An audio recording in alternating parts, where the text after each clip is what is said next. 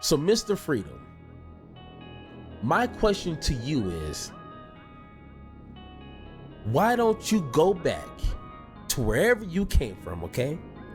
Go back and make your country great. Go ahead and put your life on the line for the progression of your people. I want you to die for your people, and hopefully they can build upon that. Because that's exactly what my people did here in America. All right, so I'm going to be 100% honest with you guys, and I hope you don't take this in the wrong way, okay? I love everybody. I love people enough to where I want them to come to America, because I believe, even though with America's flaws and its history, I still feel if the people united and became unison and continue to fight for the progression of the pursuit of happiness, you know what I'm saying?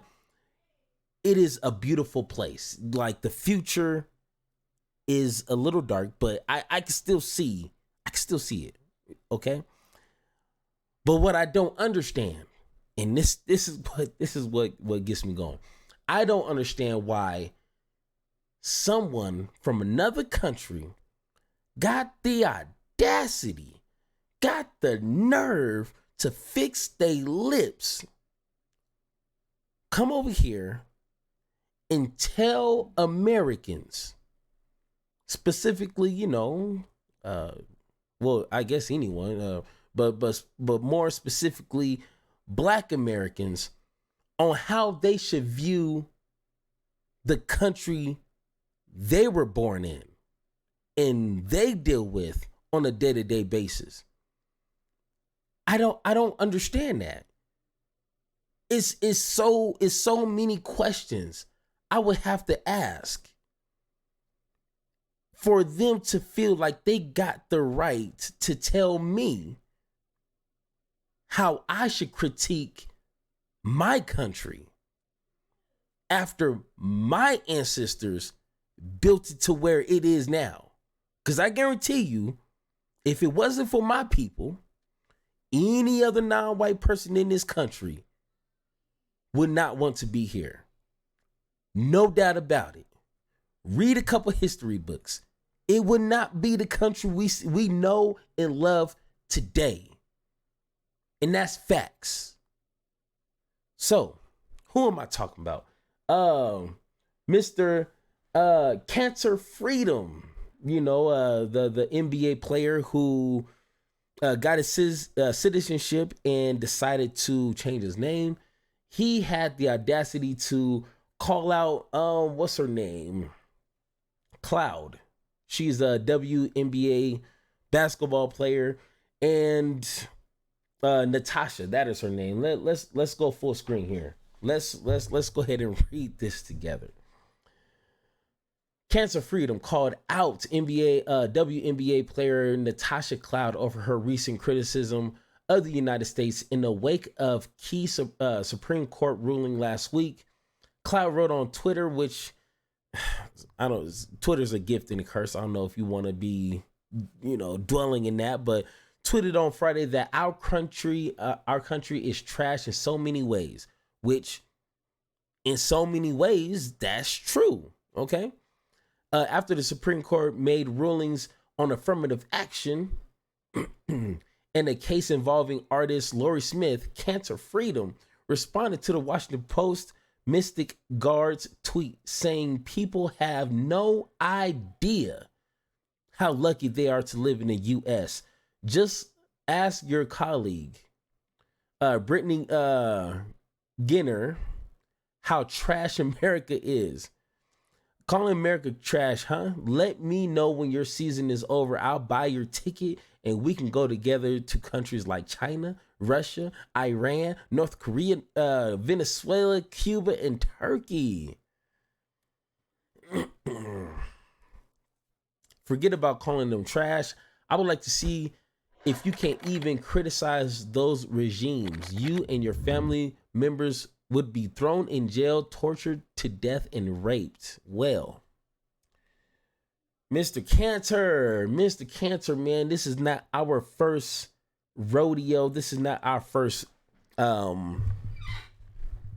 dance together. I made a couple videos of you about like twice, I believe, and none of them are good because you are highly, I can't express on how highly.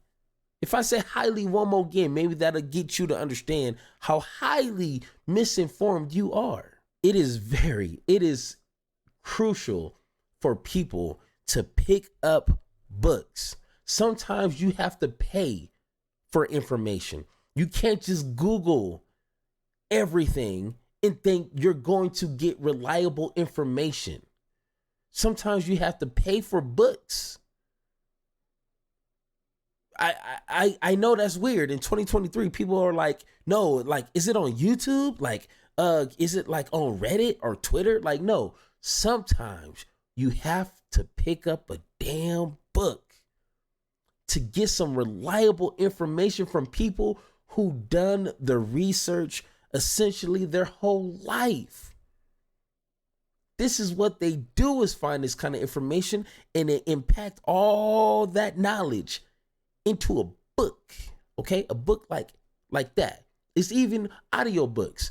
You can listen to somebody read the book. I know it's crazy. I know a lot of people haven't heard that. You can listen to people read you the book. If you understand anything about the atrocities of slavery, okay, America was second to last of countries to abolish slavery. It wasn't just slavery for like, a year, 10 years. They enslaved like a couple families, like mistreated them a little bit. Like, it wasn't too bad. They made a few dollars, but the slave owners were poor themselves. So like, it wasn't a big deal. They picked a few cotton here and there. For the most part, they were chilling. No. And wrong. That is not how that went down. Slavery, over 100 plus years, 200 years. Men and women repeatedly raped and killed. Children sold. And a lot of these Republicans, they love to talk about keeping the families together. They literally tore families apart on purpose. Forced to work in the worst conditions. They literally worked from sun up to sundown. There was no 15-minute breaks. There was no, water jugs. There was no, hey, we're going to go out to Arby's, get some lunch, and we're going to come. No, there was none of that. It was the worst conditions you can possibly think of.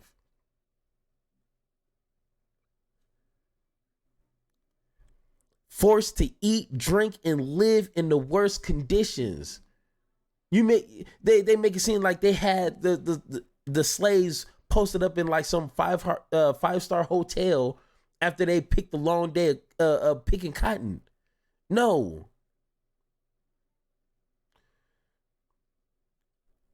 And let's not forget Jim Crow. Segregation, essentially no opportunities for education, jobs, housing, redlining, literally terrorism, like on every level. Just pick up some books and figure this information out. We have to, and I'm talking to black folks here, we cannot allow for people like Kanter to try to come into our country and tell us how we need to live and how we need to see the criticism of our country and tell us how we need to react to that. My ancestors,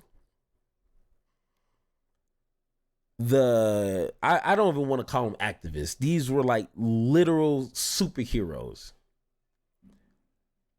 who came before me, thought about me before I even existed.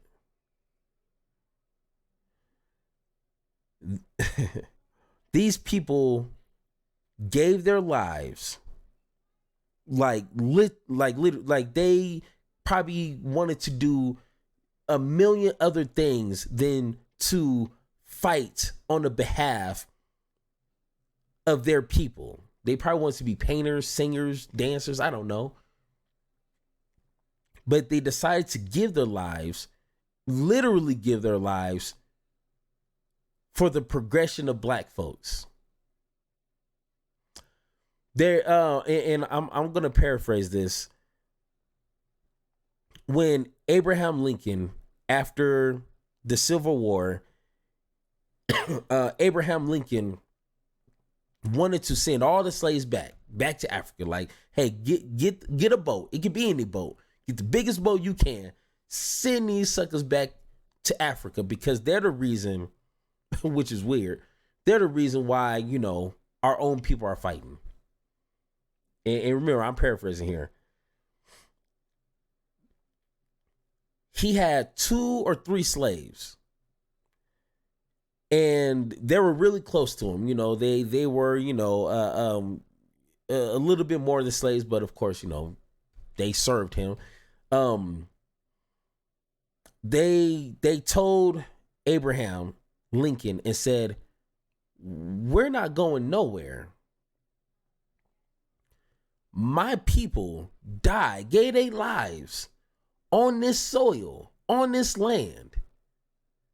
We ain't going nowhere. We gonna sit down and make this better.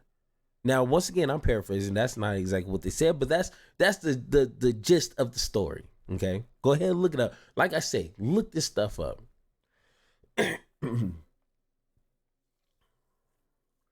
So, Mr. Freedom, my question to you is, why don't you go back to wherever you came from, okay? Go back and make your country great. Go ahead and put your life on the line for the progression of your people. I want you to die for your people, and hopefully they can build upon that.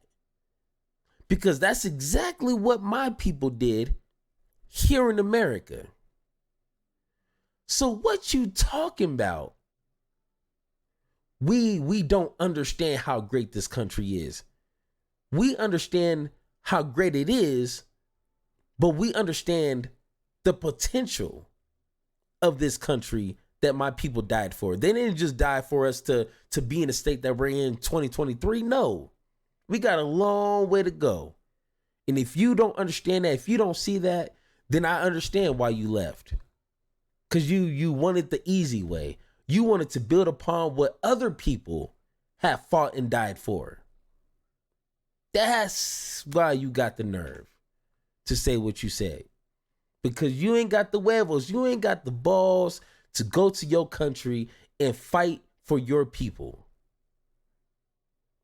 So don't fix your lips to try to critique my people on something that we've been fighting for before you were even born. You know what I'm saying? Like, it's that simple.